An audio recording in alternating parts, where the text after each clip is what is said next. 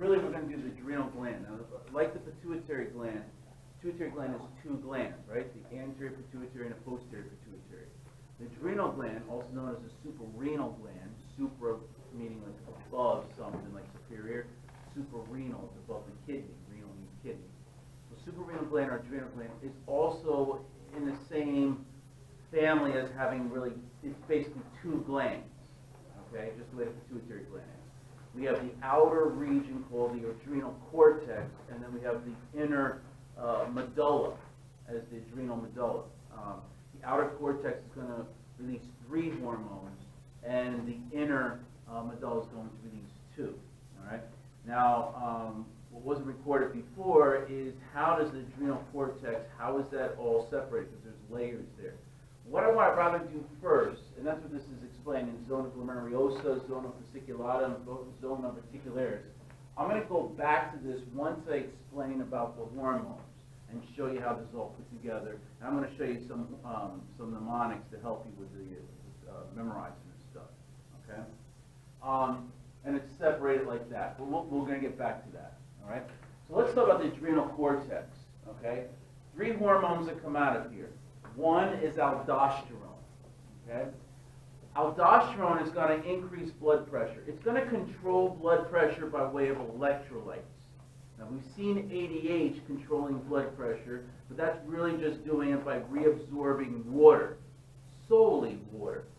Aldosterone is going to do it by a different means. Water is going to get in there, but it does it a different means. This is what happens. And you probably saw this on the video. I'm just going to explain it again for you. If we increase aldosterone,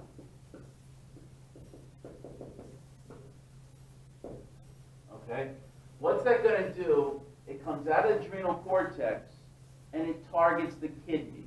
It tells the kidney to reabsorb sodium. So now you're going to increase sodium. That's going to make the blood, it's going to reabsorb the sodium into the blood. That's going to make the blood more concentrated, is it not? You're putting more salt in there, it's getting more concentrated. Your body doesn't like that because it's more concentrated. So for every ion of sodium that gets reabsorbed into the bloodstream, to keep the concentration equal, it's got to also reabsorb 1 molecule of water. So as sodium goes in, 1 molecule of water is going to follow. Is that clear? Right? To keep the concentration there. If that happens, sodium goes in and then water is going to follow, then what happens to blood volume? Does it increase or decrease? It increases. And if you increase blood volume, then what does that do to blood pressure? It increases. Okay? So it's increasing blood pressure by a way of increasing the concentration of the blood. Water is going to follow.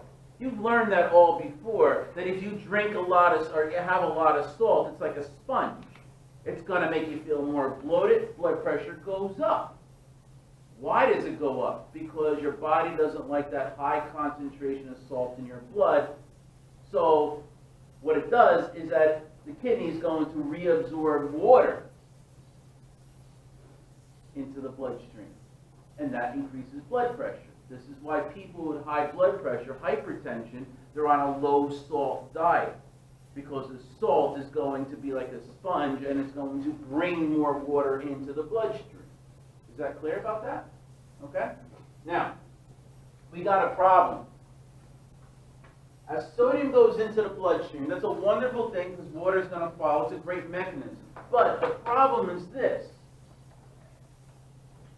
We're correcting the concentration by adding water there, but we are not correcting the charge.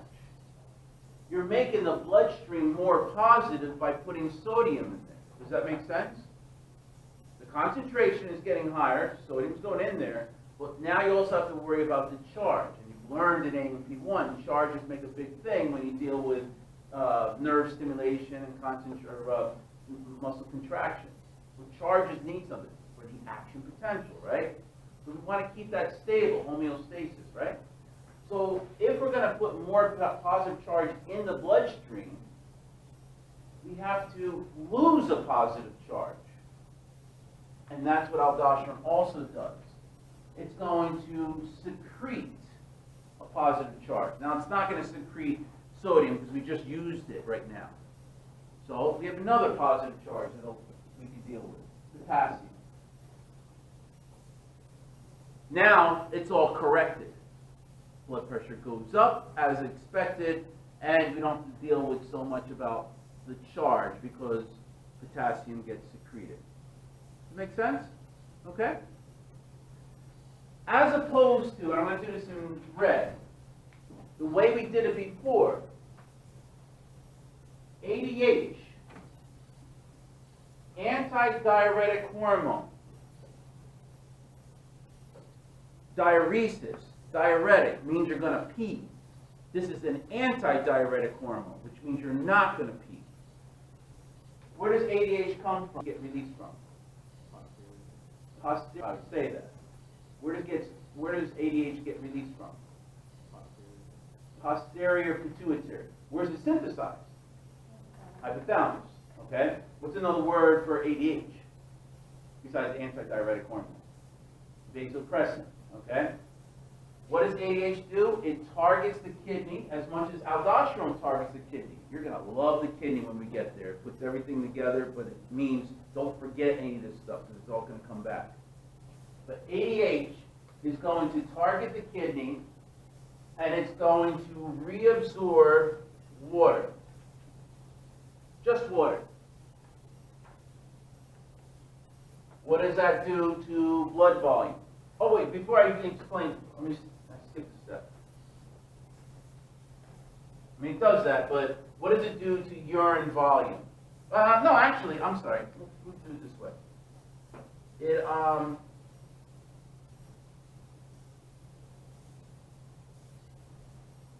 Yeah, we'll say this. All right, so let me do it before. So it increases water into the bloodstream, okay? Reabsorbs water, which means what happens to urine volume?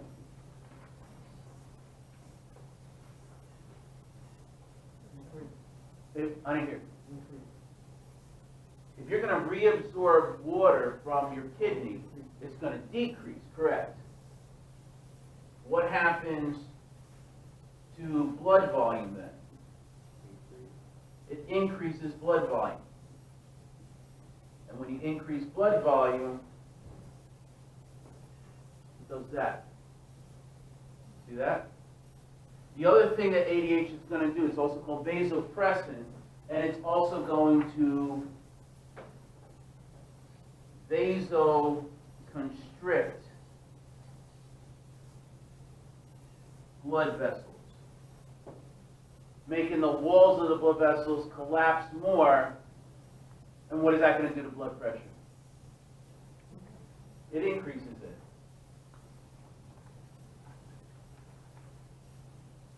There's a lot of mechanisms to get our blood pressure up. I'm just naming 2 ways.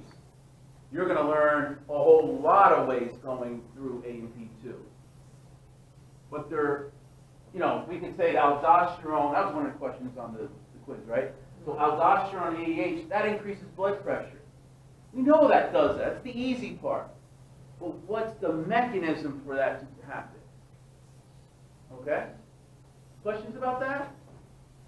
All right? That's aldosterone. All right? So what stimulates aldosterone to come out? Low blood pressure for one, so it can correct it. Also, if there's low sodium in the bloodstream, this will also reabsorb sodium to get it back into the bloodstream. If we have high levels of potassium in the bloodstream, aldosterone has the power to decrease it, to secrete it out in the urine. So all of those things, whether you're going to have a decrease in blood pressure, an increase of potassium in the bloodstream, or a decrease of sodium in the bloodstream, it's going to do that. Does that make sense? Let's put it all together. It's going to be difficult to memorize it. You can memorize it, it's going to take you a long time to memorize. If you understand the concept, if you understand this in black, it's going to make sense what these purple things are. Don't memorize this stuff. It makes sense. You've got to wire your brain thinking that way. Okay? All right? And these are the functions which I just put up on the board for you. Okay?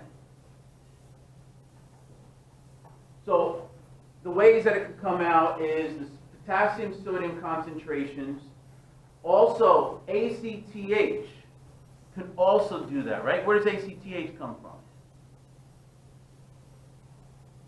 Oh, God, you just took the quiz. Which one? Anterior pituitary, right? So anterior pituitary. So AC, that's another hormone. So ACTH, yeah. It's going to do that. It's going to increase that. You're also going to learn later on, there's another hormone / an enzyme, something called renin. Renin comes from the kidney, and that senses low blood pressure. So basically, renin is going to tell, well, actually, it's an indirect thing.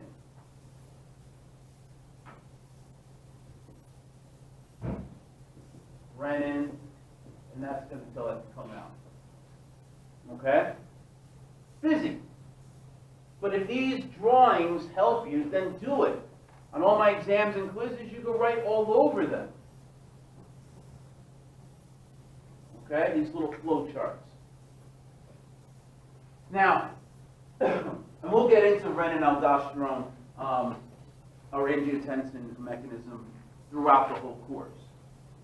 We have another one here called atrial natriuretic hormone, also known as atrial natriuretic peptide.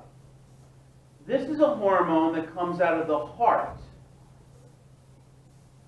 Okay? I know we're talking about the adrenal cortex, but why am I mentioning it here? Because this one actually inhibits aldosterone. This is probably the only hormone that I could think of in the amount of years I've been working with this stuff. ANH or AMP is the only hormone that will directly decrease blood pressure by inhibiting aldosterone. That's a key one. Hint, hint. You should know that. Okay? So yes, the heart is an endocrine gland. When it senses high blood pressure in one of the chambers, it's going to secrete AMP to decrease the blood pressure. Okay? That's what happens there. All right? And everything I just explained, there it is in a picture form. You can do that on your own. It's the same thing. Now, if you have too much of it, it makes sense. If you have too much aldosterone, something we call hyperaldosteronism, Conn's disease is the best way to say it, all right? That's going to increase blood pressure, right? You make a whole bolus of this, it's going to make your blood pressure go up. Makes sense. Okay? So you get high blood pressure. You have something called hypernatremia, which means an increased amount of sodium and a decreased amount of potassium, something called hypokalemia. All right? That's where the Na comes from the Latin word for sodium, natrium. All right? And same thing when you deal with kalemic. That's where the potassium, the case, comes from. You'll see that quite often throughout AMP, well, for the rest of your life, actually, those words. Okay? We should have learned those, actually, when we did the actual potential, too. Okay, in AP1. If you have a decreased amount, then think what's going to happen. You'll have a low amount of this, which means you'll have a low amount of sodium in the bloodstream, low amount of blood in the bloodstream, low blood volume, hypotensive, low blood pressure. It would make sense. But you would also see that this is increased. If you learn in AMP1, this is probably one of the most devastating electrolyte imbalances that you could have in your body is high levels of potassium. It'll cause you to have cardiac arrest. Okay? All right, our second hormone that comes out of the adrenal cortex is cortisol. Okay? Cortisol is a way to maintain stress. What does it do? It increases glucose. But doesn't glucagon do that? Yes. This is another way, but it does it under stress. Glucagon comes out because of low levels of glucose in the bloodstream. Cortisol makes glucose go into the bloodstream because of stress. If you're going to get chased by a bear, where I'm from, we got a lot of bears. If you get chased by a bear, you could get your glucose up in your bloodstream. I mean, you want to do that because you got to get all the glucose to go to your brain so you can think what to do in that emergency thing. You got all the glucose to go into your bloodstream to get into the muscles of your legs so you can get the heck out of there. You need glucose to get into your bloodstream pretty darn fast. Your sympathetics kick in. All right? Stress. All right? Take one of my exams. You need glucose to get back into your bloodstream quite rapidly. Okay?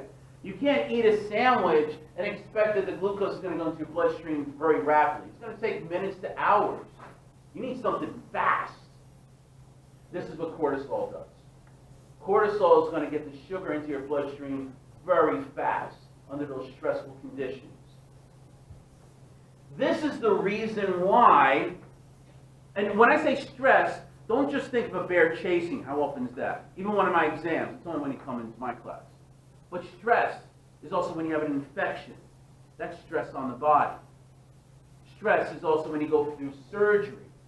Sure, you don't feel anything, you're asleep, but your body still feels the pain, but you don't feel it because you're sleeping, right? Muscle relaxants and all that stuff. So that's stress on the body.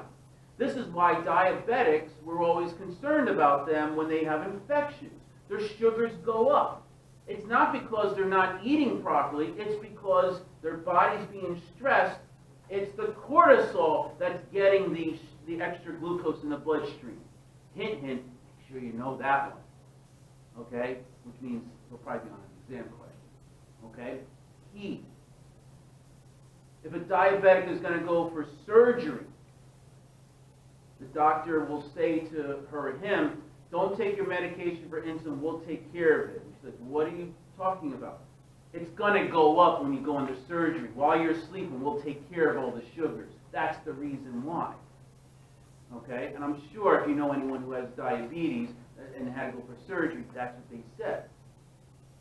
My next door neighbor had shingles. Her sugars went skyrocket up.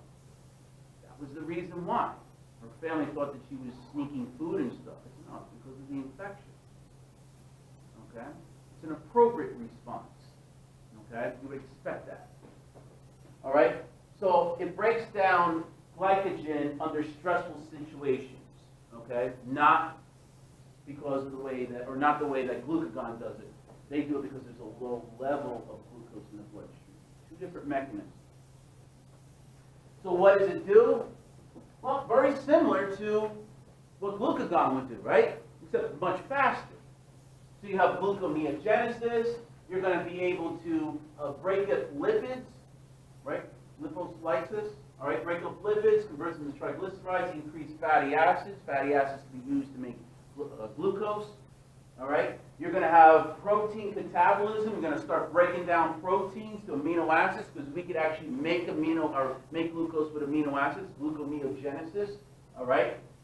It'll increase the vasoconstriction of blood vessels to increase blood pressure. You would expect that when there's some stress going on. You don't want your blood pressure to go down when you take one of my exams or when a bear's chase you. You expect the blood pressure to go up so you can push the blood towards your legs or towards your brain to get things going. It also, this is a neat phenomenon which hint, I expect you to know too. It has anti-inflammatory effects. Cortisol is going to decrease your immune system. Cortisol can be used as a medication. You've heard of prednisone or cortisone. Okay? That's what this is. It's a form of cortisol. We don't like to put people on prednisone, a cortisone kind of medication, steroid medication for a long time, usually about 10 days. You keep them on for too long, their sugars are going to go skyrocket up. Keep them on for a few months. It can cause diabetes, amongst a lot of other things, high blood pressure and things. So if you have, let's say, an autoimmune disease, or if you have an arthritis, they're going to give you a few shots, maybe of prednisone or pills of prednisone, something of that, to decrease your inflammatory process. That's the whole key about this. Okay? And that's what happens.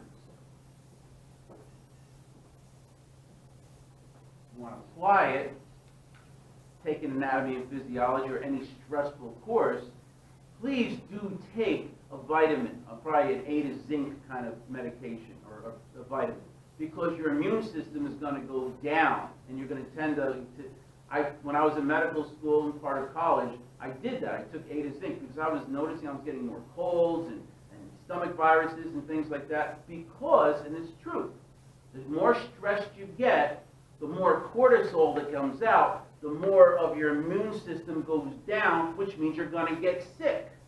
Does it make sense?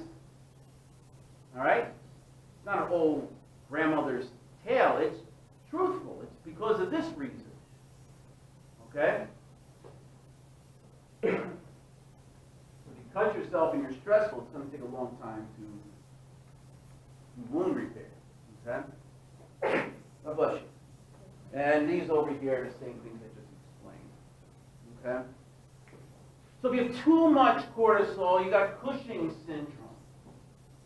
And you could figure out all the things that would happen with that. Now, the most common cause of Cushing's syndrome is lung cancer. You like this? Oh. What's the matter? Too much information? I think it was the medication. Oh, the medication with the, yeah. I'm trying to teach you guys some, practical application over here. It makes sense. Once a day or 3 times a day? What, the vitamin? Just take once a day. Because the thing is, if you take too much of the water-soluble vitamins, and you already have it in your body, you're just making expensive urine. You know what I'm saying? Right, you just pee it out. If you have enough vitamin C, you're just going to pee it out. So, Cushing's syndrome. Cushing's syndrome, most common cause of this is lung cancer. The reason why it's lung cancer, we dealt with this once before, but it has certain lung cancers have an ACTH-like effect. So the ACTH is going to make more aldosterone come out. And that's what happens with that. Okay? Other causes could be a pituitary tumor, releasing a lot of ACTH, or corticosteroids. We see that quite often. Taking prednisone for a long time. All right? That's why we only do it for a short time. We taper it off. 10 days, that's about it. If we do it longer, there's got to be a good reason. You have to weigh the pros and the cons for that particular person with that disease. Then the doctor has to decide. Yes, we'll put you on a longer time, but we have to monitor what's going on with the rest of your body. Okay? So you can have a lot of sugar, which can lead to diabetes. But this is a diabetes that's reversible, because if we take the medications off, then it's okay. Does that make sense? Right? You get high blood pressure, you get weight gain. A different kind of weight gain. The weight gain is central fat distribution. So what happens here is that the fat is at the trunk, usually here and in the head and on the neck. But the arms and the legs are very thin. They're thin because you're going to not be able to make proteins. As you know, in your muscles of your leg, well, just muscles in general, it's a lot of proteins. The actin and myosin, it's all proteins. So now you're not going to be making that, so your legs get very thin and your body gets very big. It's kind of like I call it the egg on 2 sticks. You see how the body is round over here, but then it's like on 2 sticks. That's why I look at people, I have ideas of what they have. I can tell you if you're on corticosteroids for a long time by just seeing that. all right? You get this, what we call moon face, this full face. They're not related, but you see it's got that moon kind of face, that round face. This is after the disease, this is before the disease. The face gets fuller. You get this humpback over here. All right? Here's Cushing's, and here, when she gets medicated, she doesn't have Cushing's anymore. Okay? If you're familiar with Jerry Lewis, he's one of the comedians back in the 60s, 50s, 60s, 70s or so. He's also the one who started the whole Labor Day telethon with muscular dystrophy. He was on steroids. He was on, this is what he looked like before. This happened about like 10 years ago or so. And then he blew up. I knew after 1 year, he looks like this. I knew he was on corticosteroids. My family was saying, geez, look how much he ate. That's not from food. You don't get that in 1 year because of food. He was on corticosteroids. And I found out it was because he had a certain lung infection that the doctor put him on. But that's what it is. You can see that. That's what's before and after. He had this moon face. Okay? If you have too little of it, we call it Addison's disease. Okay? And you could guess what that's going to happen. This is pretty bad. Because it's an autoimmune disease. For some reason, your body's making autoantibodies to destroy the cells that are making cortisol. Or it could be just that we are not making enough ACTH. Maybe you have a stroke to that portion of the pituitary gland. Usually the whole adrenal cortex is affected with this, if you have Addison's. It's not just going to be the cortisol, it's also going to be these two other ones, aldosterone and androgens, which we'll talk about briefly. But you're going to have low levels of glucose, hypoglycemia, right? You're going to have weight loss, muscle weakness. You're going to have unable to tolerate stress, all right, for disease or surgery. You have low blood pressure. And what's critical about this is, yes, you get low levels of sodium, but as I told you, one of the most critical electrolyte balances you do not want to have is the hyperkalemia. That's the one that's going to cause cardiac arrest. And usually you get this bronze color in their skin, which I'm not too, I don't understand the mechanism how that happens. All right? But JFK had that. You all know who JFK is, right? Okay? Let's look at a 50-cent piece. Do you even know what a 50-cent piece is? Okay. You don't see it anymore. But, yeah, so John F. Kennedy had this. They didn't say that he had it until he was, you know, a few years after he died. Because nobody wants to know that the president has some sort of disease because they're questioning, like, can he function well, right? With Reagan, did he have Alzheimer's and all this kind of stuff, right? So, but yeah, JFK had that. All right? And then briefly, let me do this, and I'll give you guys the break, is androgens. And androgens, what this is that it's a precursor to testosterone. Okay? In adolescent males, the onset of male puberty is going to release this. Okay? And it's going to stimulate body growth. But the thing is, it's a precursor to make testosterone. But then testosterone is used to make estrogen. Does that make sense? So even if the ovaries are removed where estrogen comes out of, there's still going to be some estrogen coming out of the adrenal glands. Not out of there, but androgens will come out, and then the adipose tissue actually makes, and we'll talk about that later, the adipose tissue is going to convert testosterone to estrogen. It's not a lot, as you know, as women go through menopause, it's not a whole lot, but it's not like it's 0.000000. It's 0.01 that they have in them. But how do you explain that if their ovaries are removed? It's because it's coming from the cortex, all right, adrenal cortex. Testosterone also, if a male has to get his testicles removed for whatever reason, cancer or something like that, he still has a little bit coming from the adrenal cortex. It's the androgens that are doing that. Okay? And like I said, androgens are converted to estrogens after menopause. You get that. Okay? Well, here, let me do this real quick. There's just know the adrenal medulla, you know about this from A&P1. Adrenal medulla is going to release catecholamines, epinephrine, norepinephrine. You know what that does. It's going to increase the autonomic nervous system to do that. All right? So this is what they do, just as a review for you guys. Okay? And an excess of that is something called pheochromocytoma. All right? And you could guess what that's going to do. It's going to be severe headaches, excessive high blood pressure, and cause a stroke. Now, the adrenal glands. We talked about the hormones that come out of the cortex and the hormones that come out of the medulla. There's 3 hormones that come out of the cortex. And we just did them earlier. Okay? So, how it's all organized. We dealt with the aldosterone and what it does. It's dealing with sodium, and it's going to increase, it's going to reabsorb sodium to get into your bloodstream. All right, just a quick review. And that's going to increase blood pressure. It's also going to excrete potassium. Cortisol is going to increase glucose due to stress. Right? It doesn't increase glucose because you have low glucose in your bloodstream. So cortisol is going to make glucose go up due to stress. Androgens is the precursor to testosterone, and indirectly the testosterone is then made into estrogen. Okay? Now, and the adrenal medulla is going to make epinephrine and norepinephrine. All right, and that's going to make, well, you know about that, the autonomic nervous system, sympathetic nervous system. Now, how the adrenal gland is organized histologically. Again, you don't have good microscope slides, but this is going to be important. It's going to appear on your exams, and you're going to use this later on in life too. Just hear me out with this. There's 5 layers here of the whole adrenal gland. Okay? There's an outer capsule, and it's just connective tissue to hold the whole thing together. That's all it is. Okay? Then you have the adrenal cortex, and there's 3 layers there.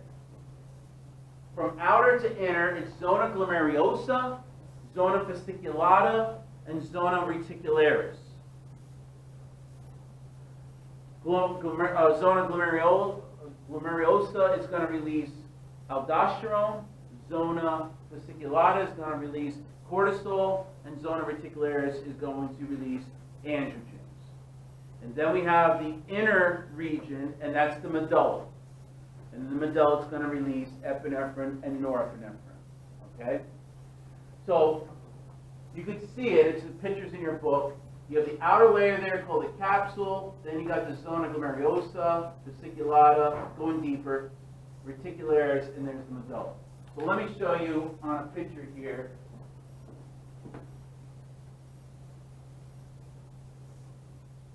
How it's all put together. And I'm not going to draw this to scale so that you can actually see it though. There's our little kidney. Okay? This is the adrenal gland. And like I said, it's definitely, the adrenal gland is not this big. I'm just doing it so you can see it. All right? It's not drawn to scale. That's the course, or I'm sorry, that's the capsule. It's the connective tissue to hold the whole thing together. Then you have this layer here. And this layer here is part of the cortex. And then you have this.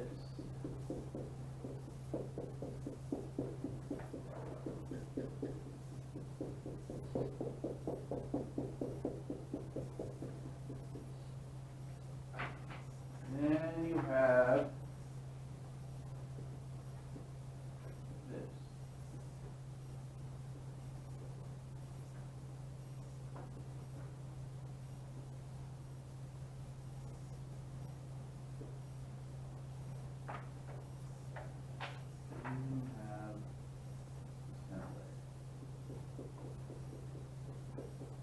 Okay. So let me label these layers for you and I'll show you what I'm doing here. This outer layer is the capsule. Okay? Then, going deep in here, this is going to be part of the and I'm just going to abbreviate to speed up time. But that's part of your cortex. This is your zona glomeruliosa. All right, so I'll just put G there. Then you have fasciculata, and then you have the reticularis. Those three things over here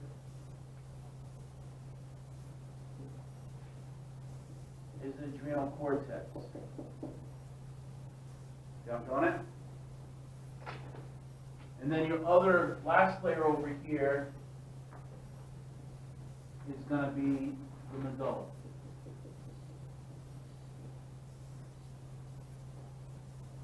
So far, so good? Yeah?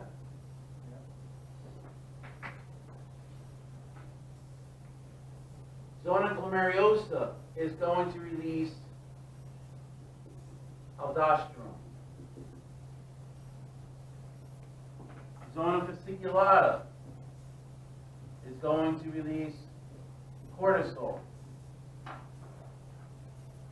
Zona reticularis, what's that going to release? That's going to androgens. Good.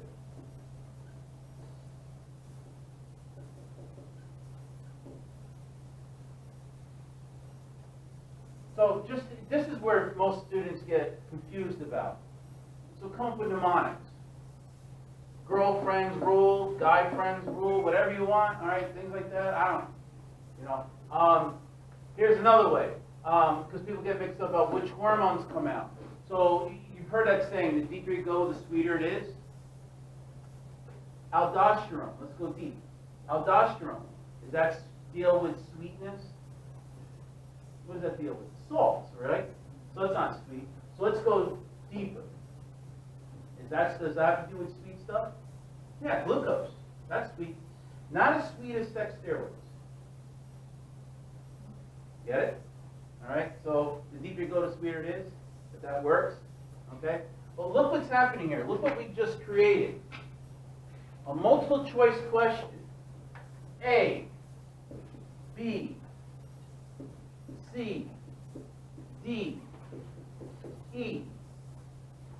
I could have a picture like this and ask, which layer releases cortisol? Which layer? C. Which layer is going to increase blood pressure? B. And this one. Okay? Which one is just connective tissue? What's that? Are you going to make it that easy for him? Well, basically, I know you don't think it's true, but this stuff is easy. I just came up with this kind of stuff. You see what I'm saying? You could, if this is going to be your mnemonic, then draw all over your paper. You can't bring in a card for the exam, but if this is what's going to save you some time to do, then do it. These are types of questions I would ask. Which one is going to be just connective tissue? A. Which one is going to be called zona fasciculata? Do you see what I'm saying?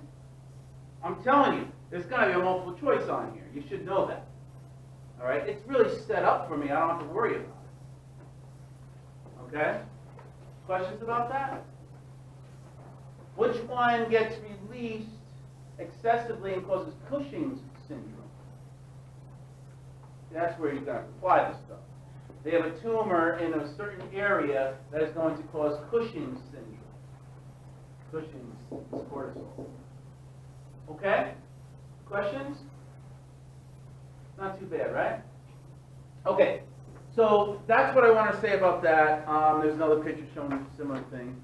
Okay? I'm not going to spend too much time about ovaries and testicles. We're going to spend more time on that when we get the reproductive system. But you should have a little bit of understanding when we're dealing with the endocrine system. All right? Estradiol, that's the most abundant form of estrogen in a woman of a childbearing age. Okay? This is stimulated by FSH. All right? Where does FSH come from? Anterior pituitary. Okay, good. All right. And then it makes the follicles grow. Remember, follicles are egg sacs. of the ovaries. They're going to grow and grow and grow. And when it gets to a point where the egg pops out, this site where the egg just popped out of the ovary now has a special name. It's called the corpus luteum. And that becomes a gland. And that's going to also produce estrogen. Okay? So that's where that comes in.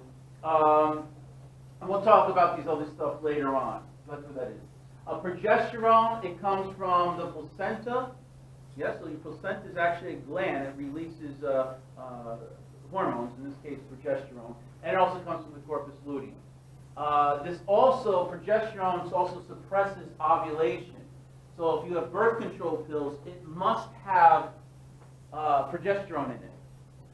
Progesterone is going to stop the ovulation from occurring. Okay?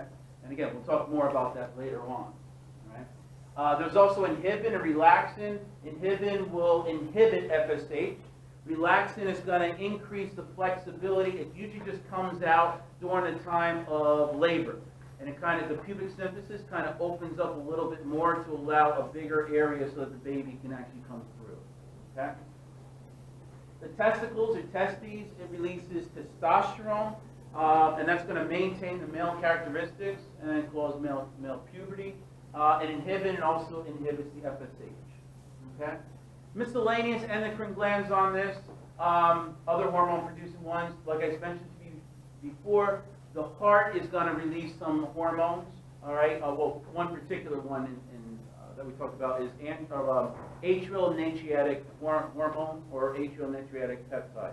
And what that's going to do, it's going to get released in response to high blood pressure. When the chamber, in this case the atrium, when the heart chamber senses high blood pressure, it releases ANH, goes to the adrenal cortex, and tells the adrenal cortex, specifically zona glomerulosa, to stop releasing aldosterone. So this inhibits aldosterone, okay? And that will indirectly decrease blood pressure, okay? You'll have a number of hormones, 3 different hormones in the gastrointestinal tract. We'll talk about that when we get to those points. You also have the placenta, as I mentioned to you before. Progesterone, estrogen comes out there. There's also something called beta-HCG. That's an interesting one. We'll talk about that later. But that's what actually we test for pregnancy. It's a pregnancy test. The only place beta-HCG comes out of is a placenta. So if you have it, you're pregnant, and that's what we test. Okay. The kidneys. There's 2 that come out of there. I mentioned briefly to you about renin. Renin is going to increase blood pressure by increasing aldosterone. And also erythropoietin. Erythropoietin is going to make red blood cells. Okay? And that comes out of the kidneys. We'll talk about erythropoietin more next week when we get to hematology. Skin also releases a hormone. You talked about this when you did skin, and you talked about vitamin D, and that's what comes out of there. And adipose tissue, an interesting one. The adipose tissue releases a hormone called leptin. Leptin actually increases your appetite. Think about it. The more adipose tissue you have, the hungrier you get. So a very interesting thing. Okay. Someone asked me, do we have some kind of pill that actually could stop you from eating a lot? If they could have something to have an anti-leptin effect, that would actually decrease your appetite. That's one way you can do that. Okay. So in summary, that's where you have most of the hormones on there. Okay. We've seen that picture before. Okay. Questions on that? There's many players here. Like I said, keep yourself organized. But that's finally the endocrine system I want to do with you guys. All right. It's big. It's a huge one. In most schools, most textbooks, it's 2 chapters. That's why we spent 2 weeks on it. Questions? All right. So that's all I want to do with that.